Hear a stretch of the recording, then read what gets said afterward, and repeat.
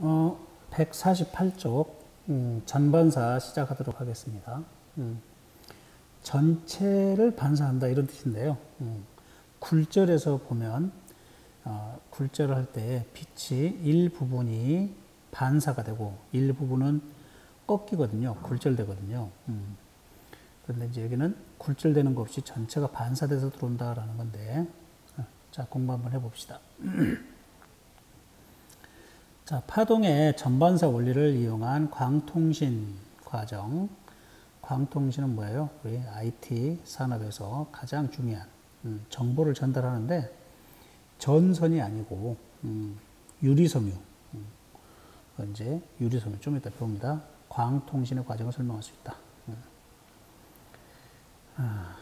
자, 우리가 지난 시간에 빛의 반사, 파동의 굴절 이런 걸 배웠어요. 빛의 굴절도 배웠죠. 스넬의 법칙. 자, 이번 시간에는 전반사, 그 다음에 광통신을 배우고요. 다음 시간에 파동의 간섭을 배우게 된다.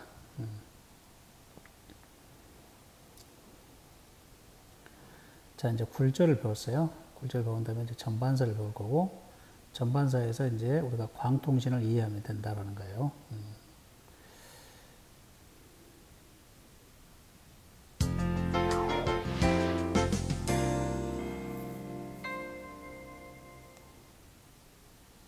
오, 빛이 광섬유를 따라 휘어져 나오네. 안녕? 사과라면 혹시 뉴턴? 맞아. 하지만 사과가 전부는 아니야. 빛에 대해서도 대단한 업적을 남겼지. 그런데 빛이 휘어진다고 했나? 절대 그렇지 않아. 빛은 직진하지. 1704년에 내가 이미 얘기했다고. 1704년이요? 에휴, 너무 옛날 분이시네. 이걸 보세요. 광섬유 안에서는 이렇게 휘어져요. 어?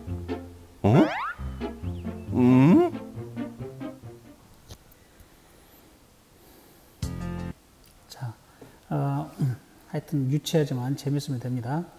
재밌으려면 좀 유치하기도 해야 되고. 자, 광섬유를 이제 좀 이 단어는 마지막에 우리 이 단어는 마지막에 배우는데, 광섬유에서는 빛이 이렇게 꺾이는 것처럼 휘어져서, 그런데 안에 들어가 있는 빛이 밖으로 나오질 못해요. 그래서 광섬유를 휘어놓으면 휜 채로 들어오겠죠. 그 말을 하는 것 같아요. 자, 휘어진 광섬유 속에서 빛이 어떻게 진행하는지 써보자. 전반사 원리에 보면은 바로 해보기가 나와 있어요. 똑같이 반원형 물통을 사용해서, 이제, 지난 시간에는 공기에서 물로 레이저를 쏘았는데, 이제는 레이저를 물에서 공기 쪽으로 쏠 거예요. 자, 그러면 어떻게 되냐면은, 그 반원형 물통이 이렇게 반원형 물통이 있어요. 이거 이제 경계면이죠. 그러면 지난번에 이 법선에 대해서, 법선이 있어서, 법선에 대해서 이렇게 하면 이렇게 꺾여 들어갔죠. 이제는 반대로, 여기가 공기고, 여기가 물인데, 이제는 반대로 여기서 이렇게 쏘아봐요. 여기서 쏘면, 물에서 쏘면, 이렇게 꺾여서 나가요. 그래서 광선 역진의 원리라고 그래요. 자, 공기에서 쏘면, 물에서 이렇게 꺾이죠. 또 물에서 그대로 여기에 쏘면, 레이저를 쏘면, 그 각도에서 쏘면, 그 각도로 나가요. 광선 역진의 원리. 광선 역진의 원리. 이게 뭐라고 하냐면은, 거꾸로 그대로 간다, 이게. 자, 그런데, 이게, 조그만, 이제, 각을 넓혀보자, 이게. 그러면은, 여기서 이렇게 해보자, 이게. 자, 물에서 공기 쪽으로 쏘면, 이게 휘는데, 이렇게 90도로 휘어버려, 90도로. 90도로 휘어버려. 자, 이때의 이 각을 임계각이라고 부르고, 우리 교과서에서는 세타 C라고 했어요. 임계각. 임계라고 하는 것은, 어떤 경계가 되는 거예요. 무슨 일이 벌어지는, 무슨 일이 일어나는 경계를 임계라고 그래요. 임계 상태. 우리가 이제, 물이 끓어가지고 기체 상태로 되잖아요. 임계 온도 이렇게 말을 해요. 임계 온도. 그러면 여기는 어떤 현상이 이제 굴절이 90도 이상 이렇게 돼버리는 거. 이걸 임계각이라고 부른다. 세타 C. 자, 그러면은 아까 여기에서 이렇게 빛을 보냈을 때, 레이저를 쏘았을 때 이렇게 공기적으로 나가는 걸 이걸 굴절파 또는 투과파라고 해요. 투과 또는 굴절. 이렇게. 그러면은 이렇게 했던 빛이 일부분은 이렇게 반사돼서 들어와요. 이렇게 반사돼서 들어와요. 일부분이 반사돼서 들어와요. 그런데 임계각일 때는 자, 이렇게 해서 일부 반사되는 빛도 있지만 굴절될, 공기적으로 나가야 될 빛이 이렇게 90도 각도로 휘어지는 거예요. 이렇게. 법선과 90도 각도로. 이때를 임계각. 그럼 임계각보다 더 큰 각도로 이렇게 쏘면 어떻게 되느냐? 이렇게 들어와 버려요. 다 들어와 버려요. 그래서 이거 마치 여기 거울이 이렇게 있는 것처럼 반사돼서 들어온다 그래서 전체 반사다. 그래서 토탈이란 말을 써. 토탈 리프렉션. 굴절이란 뜻이에요. 리프렉션이. 여기에 R 대신에 L을 쓰면은 리플렉션이 되겠죠. 리프렉션은 영어 단어로 반사예요. 반사. 그 다음에 L 대신에 R이 들어갔잖아요. 이거는 굴절이 돼요. 굴절. 리프렉션은 굴절. 자, 그래서 토탈 리프렉션이니까 전체가 리프렉션이고 전체가 굴절됐다는 것이잖아요. 이때는 전체 반사가 됐다. 리플렉션. 반사 광선과 굴절 광선으로 나뉘는데 전체가 임계각 이상으로 쏘면은 전체가 반사돼서 들어왔다. 굴절되는 꺾여서 나가는 게 없다. 그래서 토탈 리플렉션 전체 반사가 된다라는 거예요. 자, 그 다음 입사각을 점점 크게 해서 굴절각이 90도가 되는 순간 여기서 90도가 되는 순간 이때의 각 이게 이제 이게 법선이죠. 굴절각. 그럼 이때의 각을 입사각을 임계각이라고 한다. 입사각을 측정하죠. 임계각을 측정한다. 세타 C 크리티컬이라 임계를 크리티컬이라고 해요. 크리티컬. 그래서 세타 C로 쓰겠습니다. 다른 책에서는 입사각에다가 C를 붙여서 임계각이라고 이렇게 하는 책도 있고요. 우리 교과서에서는 세타 C로 이렇게 썼어요. 하여튼 C가 붙어 있으면 뭐다? 임계각이라는 뜻이에요. 자, 그러면 그 임계각보다 큰 입사각으로 빛이 들어가는 경우 빛이 어떻게 진행하는지 관찰해 보자라는 거예요.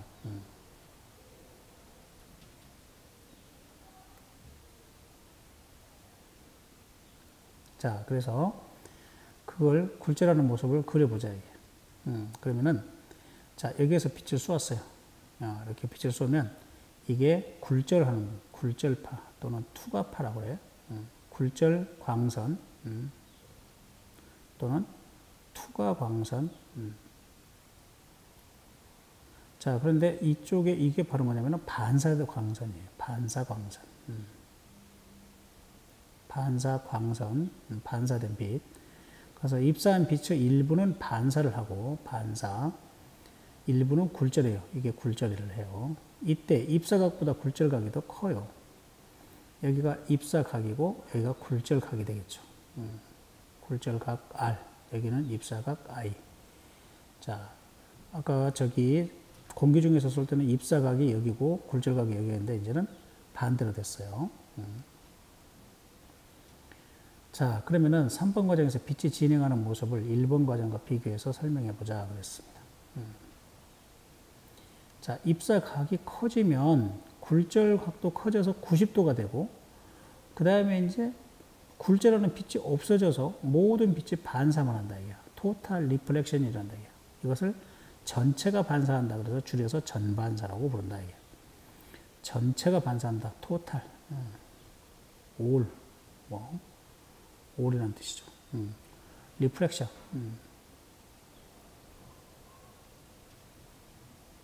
그래서 전체가 반사한다. 토탈 리플렉션. 그래서 전반사라고 이름을 부른다.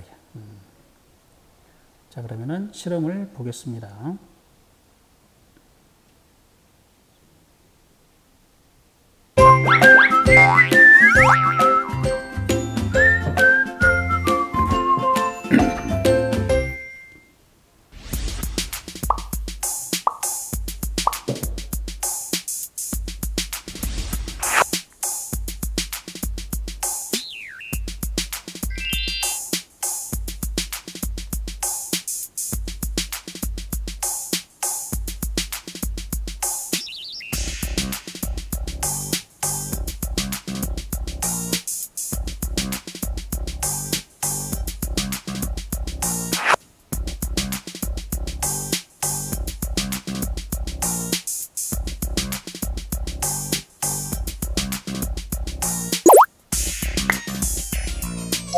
법선과 이루는 각.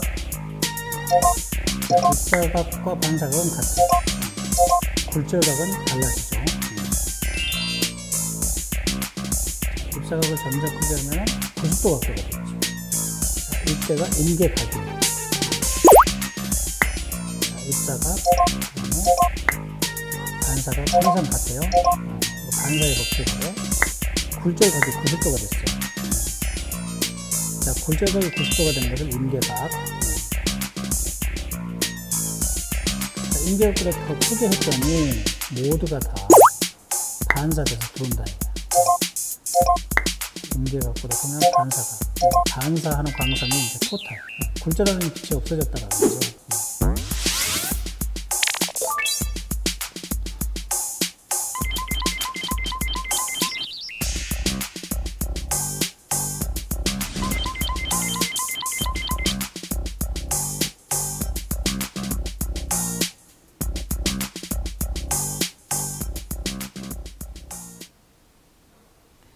자, 그래서 이제 전반사라고 그런 것은 물 속에서 공기 중으로 나갔으니까 물이 굴절률이 크죠. 그래서 굴절률이 큰 매질에서 굴절률이 작은 매질로 빛이 진행할 때 굴절이 없이 반사만 일어나는 현상을 전반사 현상이라고 한다. 그래서 토탈 모두 반사가 됐다. 리플렉션 이렇게. 그래서 임계각을 우리가 세타 C라고 썼죠. 세타 C, 크리티컬 앵글로. 그래서 임계각이라고 그래요. 굴절각이 90도가 될 때의 입사각, 그때를 임계각이라고 부른다. 그러면 전반사가 일어나는 각 이런 뜻이에요. 굴절각이 90도가 됐을 때의 입사각 이런 뜻이에요. 그걸 임계각이라고 합니다. 자, 그래서 이제 우리가 법선으로 이렇게 똑바로 레이저를 쏘면은 꺾이질 않아요.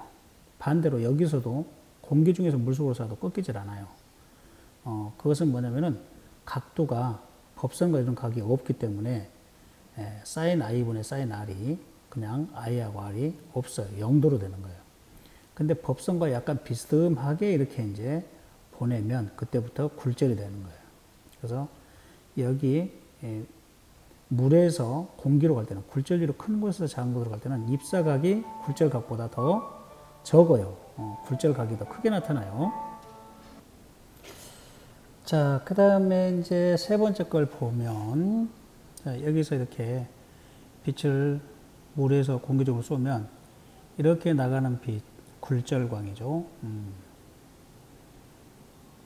여기 조그맣게 나온 거 이게 뭐예요? 반사광이에요. 반사. 반사하는 광이에요. 그래서 이 입사각과 반사광은 같아요. 각이.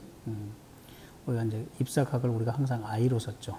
여기를 I 프라임, I 다시라고 하면 각 I는 각 I 다시 같아요. 이거 반사의 법칙이라고 해요. 반사의 법칙.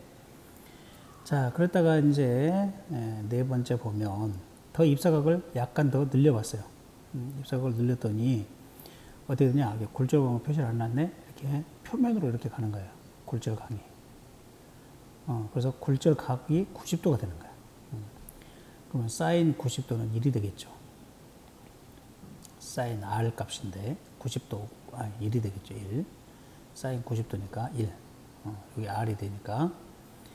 자, 그러면은 이때의 각을 임계각이라고 한다.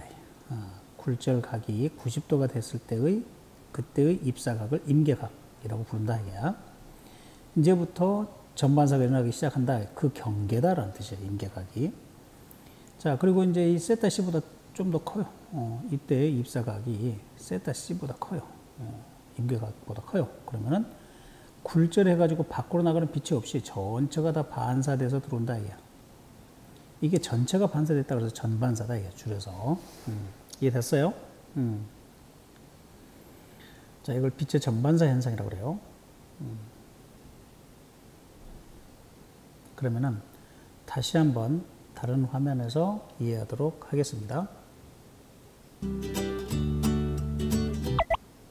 자, 빛의 전반사 현상을 다시 한번 그림을 통해서 보도록 하겠습니다.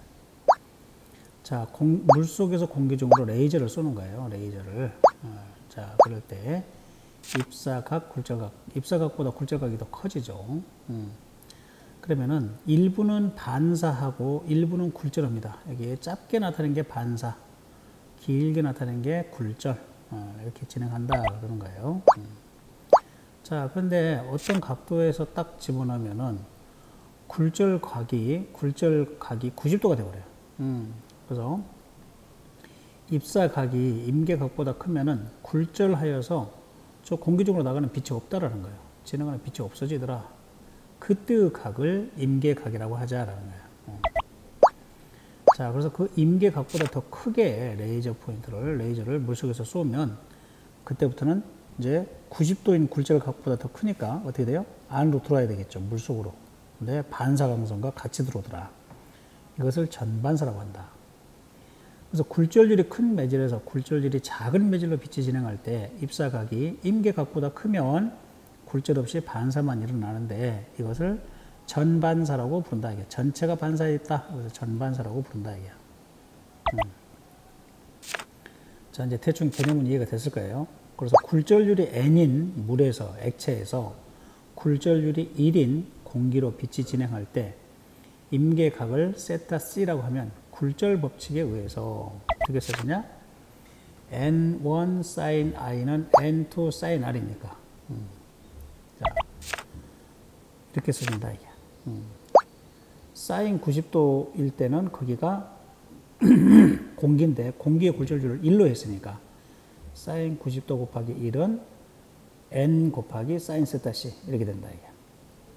그래서 sin 90도는 1이니까 자, sin 세타 C는 sin 임계각은 n분의 1인 식이 만들어진다. 굴절률이 n1인 매질에서 굴절률이 n2인 매질로 빛이 진행할 때 임계각 세타 C는 어떻게 되느냐? n1분의 n2가 된다. n1분의 n2. n1이 물이 되고 n2가 뭐가 돼요? 공기가 되겠죠. 공기가 1이니까 물의 굴절률분의 공기의 굴절률 이렇게 되는 거예요. 자, 여기 마지막에 있는 이 공식 꼭 기억하도록 합니다.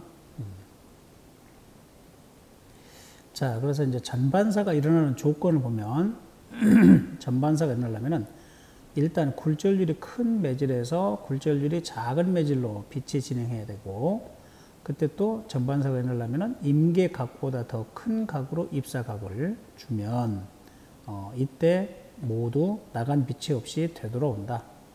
이때만 전반사가 일어난다. 제1 조건은 뭐이다? 굴절률이 큰 매질에서 작은 매질로 갈 것.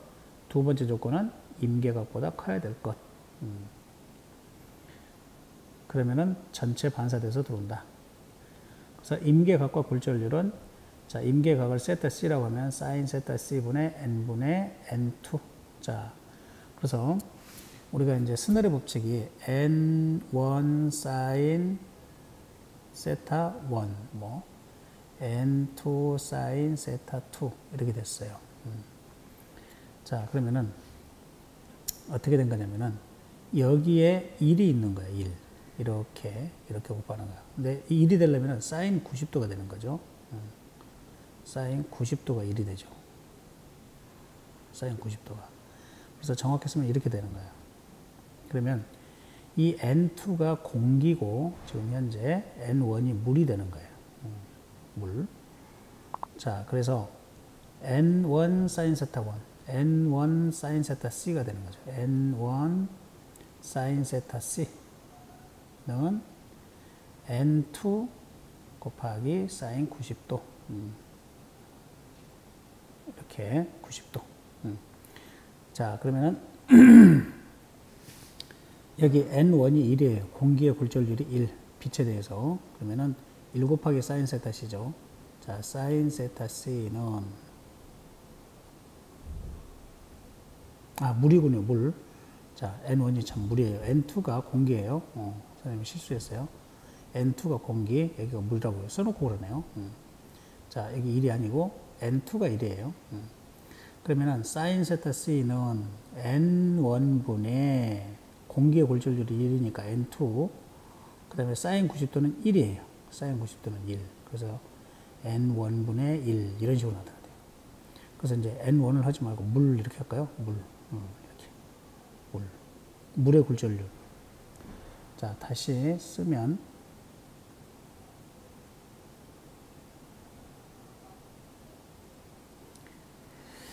자, 다시 쓰면 그래서 N1이 뭐냐면은 물의 굴절률이에요. 물의 굴절률.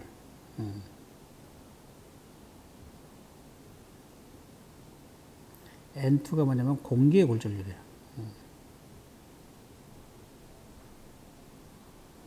근데 공기의 굴절률은 1이라고 그랬죠. 그래서 사인 세타 C는 N분의 1, N 물분의 1 이렇게 쓰면 되겠어요. 자, 그러면 이제 149쪽에 나와 있는 그 박스에 사인 세타 C는 N2분의 N1분의 N2 이렇게 나와 있죠. 여기까지 한 거예요. 이제 확인 3번을 보겠습니다. 물에서 공기로 빛이 진행할 때 임계각은 몇 도인가? 단, 삼각함수의 계산은 공학용 계산기를 이용한다. 그랬습니다. 자, 일단 여기에서는 어떻게 계산하냐면은, 사인 세타 C는 물의 굴절률이, 자, 우리 물의 굴절률하고 유리의 굴절률은 좀 말아 놓읍시다. 자, 일단 공기의 굴절률은 1이에요. 공기의 굴절률은. 그 다음에 물의 굴절률은 3분의 4라고 보면 돼요. 3분의 4.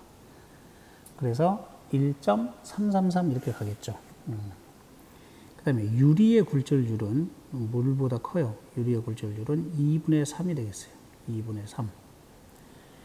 자, 그러면은 사인 세타 C는 물에서 공기로 그랬으니까 이것은 어떠냐면은 물의 굴절률 분의 1 이렇게 되겠죠. 그러면 선생님이 오른쪽에 가르쳐 주는 것대로 3분의 4분의 1 이렇게 되겠죠. 그러면 사인 세타 C는 4분의 3이 되겠어. 4분의 3. 그러면은 이때 세타 C는 각도를 말하거든요. 각도, 임계각은 얼마냐? 이걸 이제 여기서 물어본 거예요. 임계각은 이럴 때는 어떻게 하냐면은 사인하고 인버스라고 그래요. 마이너스 1승 여기다가 4분의 3. 4분의 3은 0.75잖아요. 그래서 이제 계산기 화면으로 가볼까요? 여러분들 계산기 앱 준비하세요. 자, 계산기를 이렇게 세로 돌면 일반 계산기가 되고요. 이걸 가로로 이렇게 움직이면 공학용 계산기가 되는데, 아까 굴절에서는 사인, 코사인, 탄젠트 두 번째 줄에 나와 있었죠. 사인, 코사인, 탄젠트. 그런데 이제는 사인 인버스를 해야 돼. 인버스. 자, 그러면은 어떻게 하면 되느냐 하면은 맨 왼쪽 위에 화살표가 왼쪽으로 되어 있는 거 있고 오른쪽으로 되어 있는 거 있어요. 이걸 누르세요. 자, 선생님이 누르는데 여러분들은 화면에 안 보이니까 이걸 누르면 자, 여기 안 그려져요. 지금 맨 위쪽에 시계 표시가 있고 시계 표시 밑에 이거 화살표가 왼쪽으로 되어 있고 대체 함수라고 되어 있죠. 이걸 눌렀더니 아까 사인으로 되어 있는 게 사인 마이너스 1승 이렇게 되어 있어요. 역사인이라고 되어 있잖아요. 네. 한 번 더 눌러버리면 그냥 사인으로 됐어요. 다시 누르면 대체 함수를 다시 누르면 사인 마이너스 1승이 돼요. 네. 자, 이게 대체 함수라고 되어 있죠. 그러면 사인 마이너스 1에다가 4분의 3은 0.75니까 자, 사인 인버스를 누르겠습니다. 그러면 아크 사인이라고 나와요. A 사인은 아크 사인이라고 해요. 사인 인버스 이렇게 부르기도 하고 마이너스 1승을 인버스라고 부르기도 하고 아크 사인이라고 하고 이렇게 합니다. 그러면은 아크 사인의 0.75가 되겠죠. 4분의 3이니까 0.75 가로 닫고 는 했어요. 48.59도가 나오네요. 아, 임계각이 물에서 공기로 나갈 때 임계각은 48.59도 이렇게 나옵니다. 48.59도. 알겠습니까? 자, 그러면 다시 한번 해보겠습니다. C를 누르면 모든 계산이 없어집니다. 그러면은 유리에서 공기로 올 때 전반사 임계각을 구하라. 이런 문제가 나왔어. 그럼 어떻게 할까요? 유리는 아까 2분의 3인데 2분의 3분의 1이니까 3분의 2가 되겠죠. 그러면 0.66666으로 계속 나가니까 0.67로 계산해 버리겠습니다. 반올림 해서. 그러면은 아크 사인 가로 열고 0.67 0.67 이렇게 집어넣고 가로 닫고, 그러면은 굴절율이 2분의 3인 유리에서 공기로 나올 때라는 거예요. 그러면은 얼마인가 봅시다. 42.06도가 됩니다. 약 42.7도, 07도가 되겠죠. 7에서 반올림하면은 42.07도가 된다라는 거예요. 임계각이 그렇다 이게요. 임계각이. 자, 그러면은 여기 왔으니까 다시 한번 해보면, 과학 이야기에서 보면 다이아몬드가 거기에 굴절율이 2.42래요. 다이아몬드의 굴절율. 그러면 다이아몬드에서 공기로 나올 때 얼마인가 한번 볼까요? 임계각이. 그러면은 C를 눌러버리고 사인 인버스에, 자, 1 나누기 2.42로 해야 되겠죠. 2.42분의 1이 뭔지 모르니까 1 나누기 2.42 가로 닫고, 그러면은 임계각이 이제 나오겠죠. 24.4도가 나와요. 아, 그러네요. 그래서 거기 과학 이야기 보면 스스로 빛을 내지 않는 다이아몬드가 다른 보석들보다 더 반짝여 보인다. 반짝반짝 하면서 빠지노초파는 왔다 갔다 해요. 그 비밀은 전반사에 있다. 다이아몬드 굴절율은 2.42로 매우 크다. 이제 2.42에 아크사인 했죠. 임계각이 불과 24.4도야. 아, 여기도 24.4도로 나오네요. 이기 때문에 전반사가 잘 일어난다. 따라서 외부에서 들어온 빛이 전반사를 통해서 대부분 되돌아 나오기 때문에 다른 보석보다 더 많이 빛나 보인다. 다이아몬드를 다듬는 세공사는 다이아몬드의 원석을 가공할 때 전반사가 잘 일어나도록 각도를 조절해야 한다. 자, 여기 잘 모르신 분들은 우리 이제 학교에서 강의할 때 다시 여러분들하고 함께 해보겠습니다. 사용 방법 알아야지 수행 평가를 할 수가 있기 때문에 그렇습니다. 자, 그럼 이제 150쪽으로 넘어가겠습니다. 150쪽에 또 해보기가 나오네요. 다음은 여러 가지 전반사 현상의 예이다 했어요. 수족관의 물고기가 여기 아래쪽에 이제 물고기가 있는 건 보이는데 여기 위쪽에 거울에서 비치는 것처럼 표면에 반사돼서 보여요. 수면에 반사돼서 보이죠? 전반사에 의해서 그렇습니다. 자, 이게 이제 프리즘을, 직각 프리즘을 비스듬하게 세워놓고 레이저를 쏘면은 레이저가 180도 꺾여서 나갑니다. 경계면에서 공기 쪽으로 나오지 않고 유리 안에서 유리 안쪽으로 꺾이고 또 유리 안에서 유리 안쪽으로 꺾여서 다시 180도로 꺾여서 가네요. 그래서 레이저 빛이 프리즘에 입사된 후 되돌아 나옵니다. 전반사 현상의 예가 되겠습니다. 자, 그 다음에 페트병에다가 구멍을 뚫어 놓고 물을 채워요. 그래가지고 레이저를 이렇게 쏘면은 물줄기를 따라서 레이저가 따라 내려가요. 전반사 현상으로 물 밖으로 빛이 빠져나오지 못한다라는 거죠. 계속 물줄기를 따라서 나가는 걸 볼 수 있다. 그래서 레이저 빛이 물줄기를 따라서 진행한다. 그 다음에 이제 광섬유가 있어요. 아까 뭐 휘어진 거 처음에 나왔었죠. 광섬유를 이렇게 둥글게 놓으면 이 둥글게 된 광섬유를 따라서 빛이 휘어져서 광섬유를 따라서 밖으로는 나오지 못해요. 안쪽으로만 돌아가는 거다라는 거예요.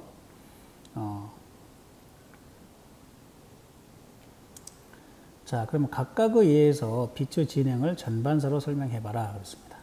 그러면 이제 가에서는 물고기가 물속에서 위쪽으로 올리다 보면은 수면에 사물이 비쳐서 보이는 현상을 발견할 수가 있는데, 자, 이때 입사각이 임계각보다 커야지 됩니다. 그러면은 전체 반사해서 어떻게 돼요? 전반사가 일어나서 물고기가 등이 보이겠죠. 그 위에 등 모양이. 자, 그 다음에 직각삼각형 모양의 프리즘에다가 레이저를 비추면은 빛이 반사해서 되돌아옵니다. 그래서 쌍안경에 이게 있어요. 쌍안경에 프리즘이 있어가지고 원래는 돋보기가 앞에 쌍안경 앞에 돋보기가 있거든요. 볼록 렌즈가 있어서 거꾸로 보여야 돼요. 근데 그 거꾸로 보이는 것을 프리즘을 2번 통과시켜서 정상적으로 보게끔 첫 번째 프리즘을 이제 금방 직각삼각형을 비스듬하게 세워서 반대로 보이지 않고 똑바로 서 있게 상이 보이게끔 해놨다라는 거예요. 자, 그래서 유리의 굴절률 1.5에서 공기중으로 빛이 진행할 때 임계각보다 크기 때문에 굴절하지 않고 41.8도 아까 계산했습니다. 계산기로. 자, 그 다음에 세 번째, 물줄기가 굴절률이 공기 굴절률보다 크기 때문에 물속에서 공기중으로 빠져나오지 않도록 물줄기가 내부에서 전반사합니다. 따라서 물줄기를 따라서 레이저가 계속 흘러가는 것처럼 보인다. 그래서 물줄기는 광섬유하고 똑같은 역할을 해요. 광섬유하고 똑같아. 전반사에서 진행한다. 그래서 저렇게 보인다라는 거고요. 그 다음 마지막 광섬유는 굴절률이 큰 코어와 굴절률이 작은 클레딩으로 쌓여 있어요. 즉 이렇게 유리섬유를 우리 머리카락보다 더 얇은데 크게 확대해 놓고 보면 여기는 코어야. 안쪽에 이렇게 유리야. 유리 똑같이. 근데 여기는 굴절률이 커요. 여기 클레딩이라고 그래. 여기를 클레딩이라고 그래. 클레딩보다 여기를 코어라고 그래. 코어. 안쪽에 코어. 코어가 클레딩보다 굴절률이 커요. 클레딩보다. 그러면은 굴절률이 큰 곳에서 작은 쪽으로 이렇게 나가지 못하고 다시 안쪽으로 들어온다. 계속 코어 쪽으로만 이렇게 진행하게 된다는 거야. 자, 그래서 광섬유는 전반사의 원리를 가장 잘 이용한 사례로 광섬유를 이용하면 먼 곳까지 빛을 전달할 수 있어서 원거리 통신에 유용하게 사용할 수 있다. 그러면 이제 우리가 이걸 광섬유는 IT 산업에 아주 유용해요. 꼭 있어야 돼요. IT 산업에. 자, 그래서 이 광섬유는 레이저를 광섬유 안에다가 집어넣습니다. 자, 여러분들이 핸드폰으로 무엇을 검색하거나 핸드폰으로 지금 인터넷으로 뭘 보고 있어요. 그러면은 핸드폰은 전파를 받고 있죠. 여기 가장 가까운 기지국이나 또는 와이파이나 여기서 전파를 받아요. 그러면 와이파이나 기지국은 거기서부터 전선이 일부 조금 있다가 전선을 지나가면은 그 신호를 레이저로 바꾸는 장치가 있어요. 레이저로 바꿔서 저쪽에 레이저로 우리나라는 전부 통신이 돼요. 그래서 그것을 전기 신호를 레이저 빛으로 쏘아요. 그래가지고 전국이 연결돼 있어요. 전기 신호로 할 때보다 어떻게 되느냐? 간섭이 줄어들고 전기 신호가 가면은 한 5km만 가면은 약해져서 무슨 신호인지 몰라서 다시 증폭해야 되고 전기가 많이 들어가거든요. 그런데 우리 레이저는 86km까지 증폭을 하지 않아도 가요. 86km, 거의 100km를. 그래서 전기는 이제 소모가 적고 그렇다라는 거예요. 그래서 이제 151쪽에 그게 나와 있어요. 자, 우리가 한번 봅시다. 자, 이제 막 다이아몬드가 밖에 빛나는 거. 두꺼운 유리창을 통해서 바깥쪽이 보이지 않는 거. 전반사 때문에 그래요. 자, 이제 광섬유 봅시다. 빛을 전송하는 섬유 모양의 유리관이에요. 여러분들 머리카락 두께. 우리 여학생들 머리카락이 얇고 아주 이쁘죠? 그 두께가 머리카락 두께만 해요. 거기 안쪽을 코어라고 하고 바깥쪽을 클레딩이라고 해요. 그리고 이제 그 유리니까 기스가 나고 깨지면 안 되니까 거기다가 플라스틱을 살짝 입혀놨어요. 플라스틱 고무를 우리 이제 전선에 있는 것처럼. 자, 코어의 굴절률이 1.447로 클레딩의 굴절률은 1.4440 이렇게 돼요. 그러니까 소수점 셋째 자리부터 이제 좀 달라지죠. 그런데도 어떻게 돼요? 굴절률이 큰 곳에서 작은 쪽으로 전반사가 난다라는 거예요. 자, 그러면은 이때 코어에서 클레딩으로 빛이 진행할 때 전반사에 의해서 코어 내부로만 빛이 진행할 수 있다라는 거예요. 그러면은 이 유리섬유를 가지고 광통신을 합니다. 그래서 자, 우리나라의 제주도는 전선을 연결할 수가 없잖아요. 그래서 저기 전라남도 해남 쪽에서 광섬유 다발, 우리 팔뚝만 해요. 아까 머리카락 지름만 한 거, 그것을 다발로 만들어서 팔뚝만 하게 해가지고 그것을 해저 바닷속으로 쭉 늘어뜨려서 제주도까지 연결해 놨어요. 그러면은 머리카락 하나에 레이저 신호를 3만 개를 쏠 수 있어요. 3만 개. 그러면은 팩스, 인터넷 뭐 이런 거 다 3만 개의 회선을 연결할 수 있어. 그러면 팔뚝만 한 것에다가 연결하면 어떻게 되겠어요? 몇십억 개의 저 레이저 신호를 보낼 수가 있어요. 몇십억 개의 핸드폰이 연결돼도 상관이 없고, 팩스가 연결돼도 상관없고, 컴퓨터가 연결돼도 상관없어요. 정보 전달에. 그 다음에 이제 내시경. 여러분들 몸속에 병원에 가면은 이제 위를 갖다가 내시경 하거나, 폐를 갖다가 내시경 하거나 그러거든요. 거기다가 카메라를 집어넣거든요. 카메라를. 그러면은, 광섬유가 없을 때는 어떻게 했냐면은 거기에 목구멍보다 더 큰, 전선이 들어가야 돼요. 전선. 후레시불을 켜야 돼요. 후레시불. 속에 빛이 없으니까. 그 다음에 거기에 또 카메라가 들어가야 돼요. 전선 다발이 몇 개가 있어야 될까요? 그래서 목구멍이 터져버려요. 막 피가 나고 막 하면서 난리가 나요. 그런데 광섬유를 집어넣으면 어떻게 되느냐? 밖에서 빛을 비추니까 후레쉬를 집어넣을 필요가 없어요. 카메라도 거기에 넣을 필요가 없어요. 여기서 빛만 쪼여주면 그 위 벽이나 폐 속에 반사된 빛이 그 유리섬유 안으로 들어갈 거 아니야? 그러면 그걸 컴퓨터에서 보기만 하면 돼요. 컴퓨터에서 확인만 하면 돼요. 아, 속이 시커멓구나. 속이 하얗구나.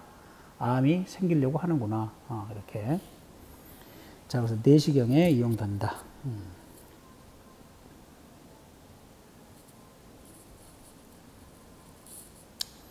자, 그 다음 광통신이란 빛을 정보 담아서 레이저에다가 정보를 담아서 광섬유를 통해 주고받는 통신 방법으로 주로 원거리 통신에 이용돼요. 자, 우리나라는 1997년도에 IMF 때 그때 당시에 모두가 다 이제 지금 코로나처럼 다 죽겠다고 할 때 그때 당시에 대통령이 김대중 대통령이신데 김대중 대통령이 뭐라고 그랬냐? 모두가 다 돈이 없지만 우리가 국가에서 빚을 얻어서 큰 사업을 해야 되겠다 해가지고 IT를 앞으로 인터넷 사업, IT가 잘 돌아갈 수 있도록 해야 되겠다 해갖고 전국을 광통신을 매설했어요.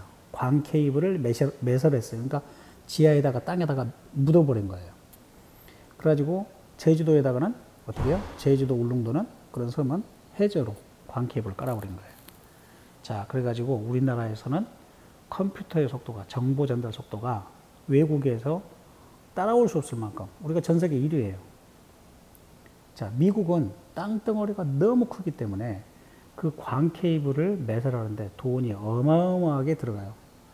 그래서 뉴욕시티 안에는 광 케이블로 매설을 하고 그렇게 해요. 워싱턴 DC 거기 안에 자기들끼리 만들어요. 근데 도시와 도시를 연결한 곳은 몇 곳이 없어요. 그래서 이제 우리나라의 IT 산업을 굉장히 부러워하고 평창에 동계올림픽 할 때도 굉장히 부러워하고 그랬어요.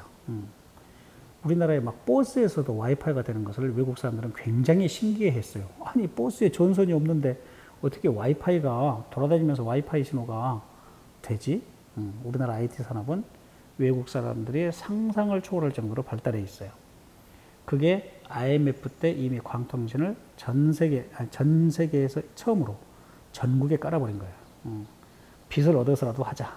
그래서 지금 현재 IT가 우리나라 IT 강국이라고 그러죠.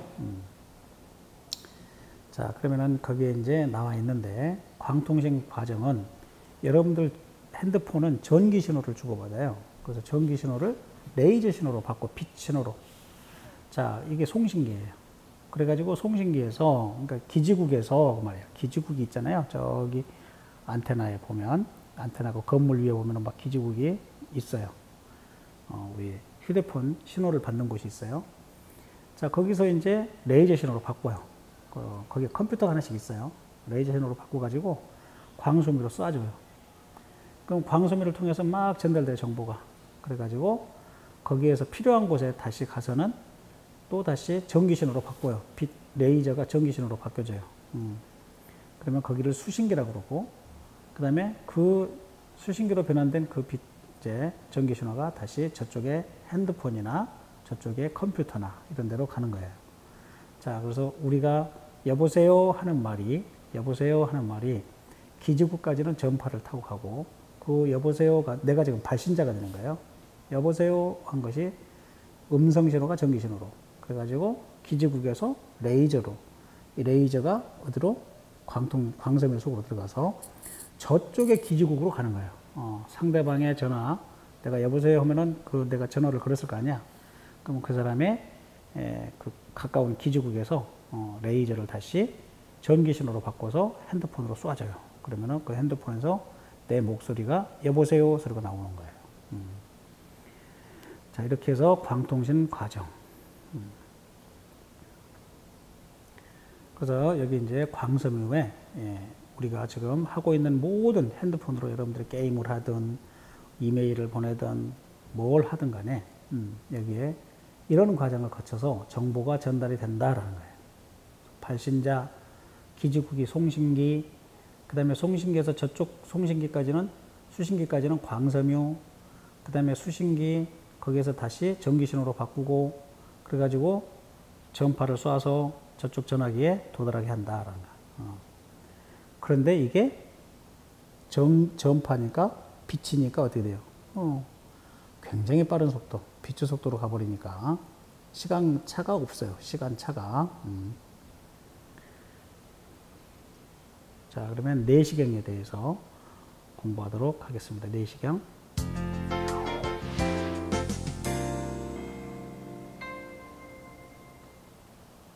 눈에 보이지 않는 위를 진단하는 내시경이 바로 이런 전반사를 활용한 도구입니다. 내시경 속에 들어있는 광섬유의 빛은 일반적으로 굴절률이 높은 매질에서 낮은 매질로 진행할 때 경계면에서 모두 전반사되는데, 내시경은 바로 이런 원리를 이용하여 위 속의 모습을 바깥까지 전달해 주는 것입니다. 네. 그래서 여러 가지 카메라 장치나 전선 다발이 목구멍은 작은데 거기에 지나갈 필요가 없다라는 거죠. 이제 개념 정리할까요? 굴절률이 큰 매질에서 작은 매질로 빛이 진행할 때 굴절 없이 반사만 일어나는 현상, 토탈 리플렉션, 전반사. 그 다음, 굴절각이 90도가 될 때의 입사각을 무엇이 일어나기 시작한다? 임계각. 우리 이제 할아버지께서 돌아가셨다 그러면은 임종하셨다 그러잖아요. 임종하셨다. 임계 상태에 가신 거예요, 이제. 임종하셨다. 이제 경계선을 넘으신 거예요. 자, 임계라는 뜻이 그런 뜻이 되겠어요. 그 다음, 빛의 정보를 담아서 광섬유를 통해 주고받는 통신 방법을 광통신이라고 합니다. 자기 나라 전체를 광섬유로 깐 나라는 없어요. 우리나라밖에 없어요. 왜냐면은 그 광섬유가 만들기가 굉장히 까다롭고 굉장히 비싸요. 전선보다 수십 배 비싸요. 그렇기 때문에 그거 아무나 못하는 거예요. 미국 굉장히 잘 살지만, 일본 굉장히 잘 살지만 못해요. 우리나라는 전국이 다 연결돼 있어요. 자, 광통신이라고 합니다. 그래서 평창 올림픽 할 때가 뭐 18년도인가 19년도인가 18년도죠. 2월 달에. 그때 전 세계 사람들이 이제 왔잖아요. 북한에서도 왔잖아요. 그런데 그 사람들이 우리나라에 와서 보고 놀란 거예요. 농부 아저씨가 말이죠. 경매 가격이 얼마인가. 자기가 지금 이제 사과가 막 생산돼 가지고 나무에서 딸 때 모든 사람이 파니까 사과값이 비싸지거든요. 그것을 창고에다가 저장을 해놓고 비쌀 때 파는 거예요. 명절 전에 굉장히 비싸잖아요. 그때 이제 싹 파는 거죠. 저장해놓은 사과를. 농부들이 그 파는 경매 시장에 컴퓨터로, 핸드폰으로 다 확인해가지고 착착착 가격을 측정하고, 아, 그렇군. 광주로 보내야 되겠군. 서울로 보내야 되겠군. 보내더라고요. 그걸 보고 독일 사람들이 깜짝 놀랐어요. 와, 농부 아저씨들이 컴퓨터 진짜 잘하네. 이렇게 광통신이 되어 있기 때문에 그렇습니다. 그 다음에 버스가 막 와이파이를 싣고 다녀요. 와, 이거 어떻게 된 거지? 외국 사람들은 아주 휘둥그레해졌어요. 5G 엄청 그때 선수들한테 삼성전자에서요, 무조건, 갤럭시 10인가? 하나씩 줘버렸잖아요, 공짜로. 갈 때 반납해라. 이렇게. 이란 선수들이 늦게 왔대요. 늦게 왔는데 갤럭시를 안 준다고 막 징징대고 울었어요. 그러냐고. 준비가 좀 안 돼서 그랬다고. 그 다음날 바로 줬다는 거죠. 그리고 반납 안고 간 사람들 어떻게 합니까? 반납 안고 간 사람들 그냥 가라 이거야. 자, 그래가지고 그냥 선물로 줬어요. 선물로. 얼마나 대단하겠어요. 그 사람들 가슴이. 근데 자기 나라에 가면 5G가 안 되니까 어떻게 될까요? 쓸모가 없어요. 우리나라에서는 쓸모가 있지만. 그래서 다시 다 반납하게끔 돼 있다라는 거예요. 자, 광섬유에서 코어에서 클래딩으로 빛이 진행할 때에 무엇에 의해서 코어 내부로만 빛이 진행할 수 있다? 전반사에 의해서. 전반사에 의해서 그렇다라는 거죠. 자, 그러면은 여기 이제 전반사는 여기서 멈추고 학습지로 가겠습니다. 전반사 학습지에 들어가겠습니다. 파동의 반사부터 먼저 공부를 해야 되겠어요. 파동의 성질에서는 파동은 직진도 하고요. 파동은 직진한다. 파동은 반사한다. 파동은 굴절한다. 파동은 간섭한다. 파동은 회절한다. 이렇게. 그래서 직진, 반사, 굴절, 회절, 굴절, 간섭, 회절. 이게 파동의 특성이에요. 근데 이제 그냥 전반사를 바로 들어가 버려서 반사라고 하는 게 뭔지를 공부를 해야겠어요. 리플렉션. 모든 파동은, 빛뿐만이 아니라 모든 파동은 반사를 합니다. 진행 중에 다른 매질을 만났을 때 그 경계면에서 처음 매질로 되돌아오는 현상을 반사라고 그래요. 그래서 반사의 법칙은 입사 각 i, 인풋이라는 약자를 써서 i를 써요. 반사 각은 i 프라임, i 다시. 그래서 이 법선이라고 하는 거 있죠. 경계면에 수직으로 세운 것을 법선이라고 합니다. 법선. 네, 입사각과 반사각은 항상 같다라는 거예요. 그래서 이걸 각 i라고 하면 이걸 i 다시 이렇게 i 프라임. 그래서 입사각과 반사각은 같다. 이게 반사의 법칙이에요. 그럼 반사를 할 때는 같은 매질이잖아요.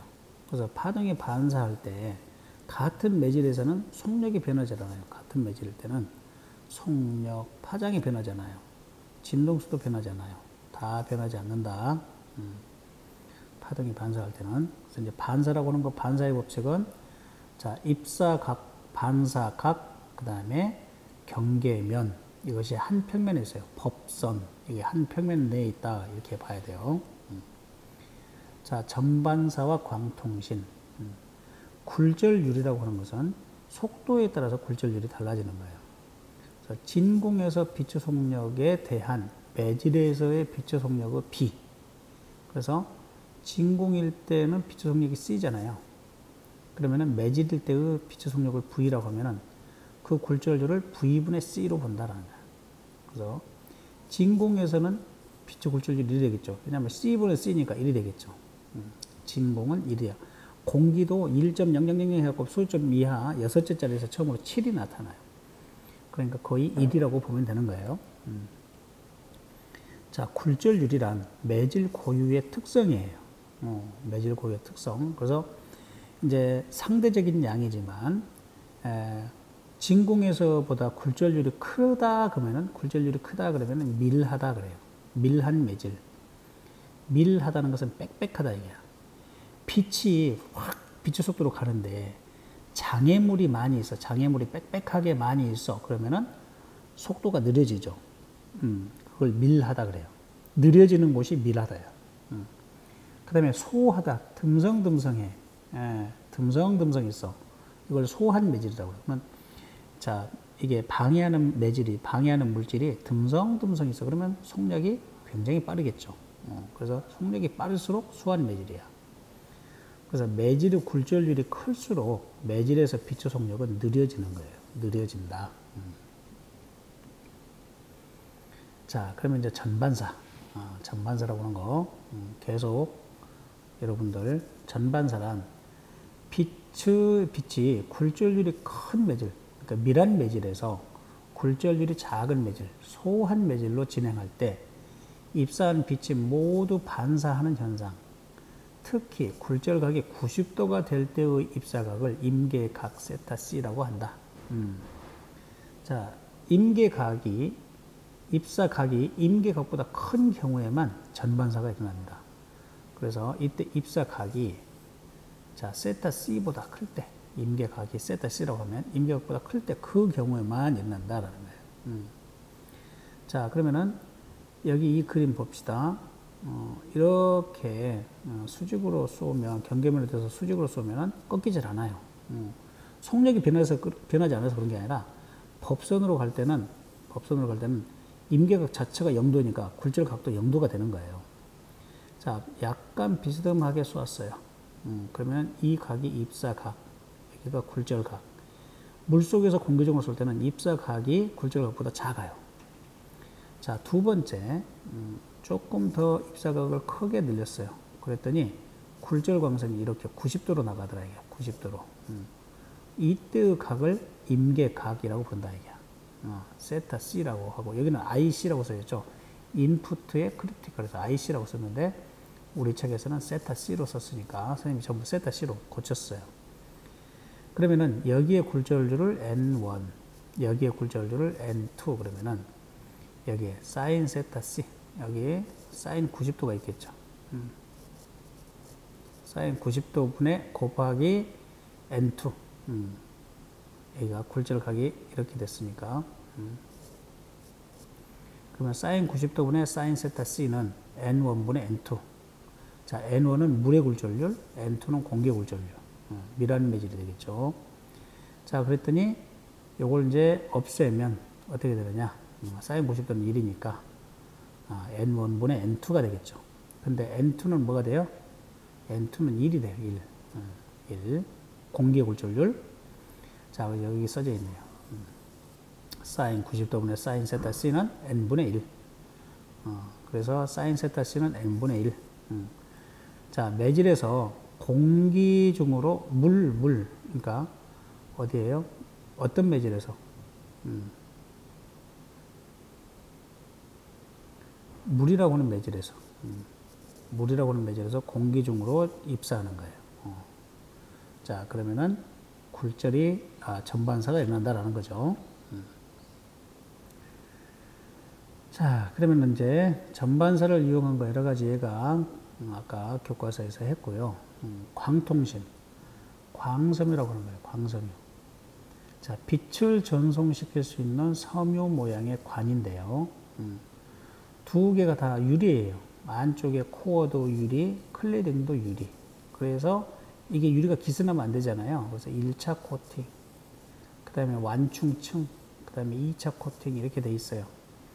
그래서 요거 두께는 머리카락이지만 여러분들 이제 우리가 보통 보는 전선처럼 아주 가늘게 전선을 만들어 놨어요. 그래서 이제 여기 코어 속에서 가는 빛이 클레딩 밖으로 빠져나가지 못해요. 다시 들어와요. 또 나가요. 또 들어와요. 이렇게 지그재그로 계속 가는데, 하지만 빛의 속력은 30만 km이기 때문에 우리 지구 전체를 돌아도 1초가 안 걸려요. 자, 주로 유리로 만들어지며 코어, 중심이란 뜻이죠. 핵이란 뜻이죠. 중심과 클레딩, 겉부분이 이를 감싸는 부분으로 구성되어 있고, 코어의 굴절률이 클레딩보다 커야 되겠죠. 전반사가 일어나게 해야 되니까 전반사의 원리로 빛은 계속 코어 속에서만 진행한다라는 거예요. 자, 그 다음 광통신은 음성, 영상 등과 같은 신호를 빛으로 전환시킨 후 광섬유를 통해서 주고받는 통신 방식이에요. 광섬유는 어떤 장점이 있어요? 아까 머리카락만한 그곳에 3만 개의 신호를 한꺼번에 집어넣는다고 했어요. 3만 개의 신호를, 3만 대의 전화 신호를 집어넣을 수 있어요. 또는 3만 개의 컴퓨터 신호만 집어넣을 수 있고.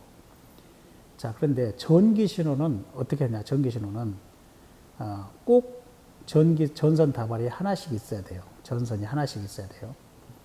그 다음에 두 사람이 사용할 때는 또 저쪽도 전선이 하나 있어야 되고 이쪽도 전선이 하나 있어야 되고. 여러분들 집에 보면은 유선 전화기 봐보세요. 전화기마다 선이 다 달려 있잖아요. 그런 뜻이에요. 선 없이 안 되잖아요. 그래서 기기마다 전선이 하나씩 다 있어야 되네. 그래서 전선 다발이 어마어마하게 필요해요. 그런데 광통신은 아주 작으면서도 3만 개의 신호를 집어넣을 수 있다는 거예요. 그래서 이제 광통신의 장점과 단점이 있는데 한번 보겠습니다. 먼저 장점은 광섬유는 열이 발생하지 않아요. 에너지 손실이 없다라는 거죠. 그 다음에 외부의 전파에 의한 간섭이나 혼선이 없어요. 아주 음질이 깨끗하고요. 그 다음에 도청이 어려워요. 도청이 뭐냐면은 도둑 청취예요. 내 전화하는 소리를 다른 사람이 들을 수가 없어요. 그런데 옛날 전화기는요, 옛날에 지금 현재 핸드폰이 아닌 집에서 쓰는 그 전화기는 전부 도청할 수 있어요. 왜냐면 그 장치를 똑같이 만들어 놓고 볼륨만 키우면 다 들려요. 88년도에 우리나라에 1988년도에 처음으로 우리나라 이제 그 올림픽을 했어요. 하계 올림픽, 여름 방학 때 올림픽을 했었는데 그때도 어떻게 하는지 아세요? 발전기처럼 생기는 막 전화기를 돌려요. 이렇게 돌리면은 저쪽에 전화국에 전화 교환원이 나와요. 막 거기서는 뾰로롱 소리가 나는 거예요. 그러면은 전화 교환이 내가 막 발전기를 돌리니까 전화기 옆에 발전기처럼 돼 있어요. 돌리면 그쪽에서 전화를 받아요. 네, 이렇게 말합니다. 그러면은 가온고 부탁합니다. 그러면은 가온고, 네, 알겠습니다 하고 가온고에다가 탁 연결을 해줘요. 그리고 막 전화 통화를 하고 있어요. 그런데 갑자기 교환원이 들어와가지고 아직 전화 안 끝나셨나요? 이렇게 물어봐요. 다 듣고 있어요. 거기서 미치겠어요. 왜 그러냐면 그 회선이 몇 개 안 되기 때문에 빨리 이 선을 뽑고 다른 사람이 지금 전화를 신청한 사람 거 빨리 꼽아줘야 되거든요. 연결해줘야 되거든요. 그래서 평내종 앞에 평택에 전화국이 있었는데 거기에 수백 명의 아가씨들이 있었어요. 전화 교환원이. 그래서 점심시간이 되면은 그 안이 그냥 완전히 명동거리가 됐어. 명동거리. 그게 북적이었다고. 근데 지금은 그런 거 필요 없어요. 자, 전전자 교환기라고 해서 TDX 단말기라고 하는 것이 있어가지고 그게 모든 걸 다 전화 교환원이 했던 것을 TDX 단말기라고 하는 것이 다 연결해 줍니다. 자동으로. 자, 하여튼 장점은 또 뭐냐면은 전송거리가 80km 정도로 매우 길어요. 선생님이 도청이 어렵다는 것은 도청이 안 된다는 거예요. 이것은 절대. 그 다음에 전송거리가 80km로 길어요. 80km로. 동축 케이블은 뭐예요? 전선이죠. 전선은 1.5km 하나씩 증폭을 시켜야 돼요. 왜냐면 저항이 커서 다 사라져 버려요. 정보가. 여기서 신호를 보내는데 1.5km, 1500m만 가면 없어져 버려요. 정보가. 저항 때문에. 그럴 때마다 다시 증폭시켜줘야 되고 다시 증폭시켜줘야 되고 그런데 여기는 80km 이상을 증폭 없이 가는 거예요. 자, 그런데 광섬유의 단점은 뭐냐? 연결 부위에 있는 작은 먼지나 틈 때문에 광통신이 어려울 수 있어요. 기스가 나면 안 돼요. 광통신이. 불량이 나면 안 되죠. 광섬유는 유리로 되어 있기 때문에 약간의 힘만 주면 끊어져 버려요. 힘에 약해요. 직각으로 꺾어버리거나 이렇게는 절대 안 돼요. 그 다음에 광섬유는 너무 가늘어서 한 번 끊어지면 연결하기 어려워요. 다시 그 구간을, 그 선을 빼고 다시 매설해야 돼요. 그래서 이제 공사하면서 포크레인 아저씨들이 거기에 광 케이블 매설되어 있다고 딱 표시가 되어 있는데 조금만 더 파자, 조금만 더 파자다 광 케이블을 탁 찍어버렸어. 그럼 어떻게 되냐? 엄청나게 돈을 물어내야 돼요. 거기에 접근하지 마시고 이렇게 다 써져 있어. 여기는 광 케이블 구간, 광 케이블이 매설되어 있습니다. 이렇게 메시지가 되어 있어요. 그것을 무시하고 했다. 그러면 이제 그거 전체를 엄청난 돈을 줘서 물어내야 됩니다. 나중에 포크레인 기사 하실 분들 잘 알아두고 기억하세요. 자, 전반사 이용 내시경이 있어요. 내시경. 자, 인체 내부의 모습을 광섬유에 의해서 일어나는 전반사를 이용해 관찰하고요. 또 쌍안경 내부에 전반사 프리즘이 있어서 180도 바꾸고요. 조명 장치는 뭐냐면요. 지하 200m, 300m 있잖아요. 여기에 전등을 켜고 그러면 전선이 막 가야 되고 그러잖아요. 그러면 여기 밖에서 광 케이블에다가 빛을 쏘아줘요, 그냥. 그러면 거기에 밝은 빛이 도달하겠죠. 자, 그런 걸 조명 장치라고 그래요. 빛 신호를 지하 깊은 곳까지 이렇게 보낼 수가 있다라는 겁니다. 자, 밖이 굉장히 시끄러워요. 여기서 전반사 여기까지 하겠습니다. 이상 바이바이.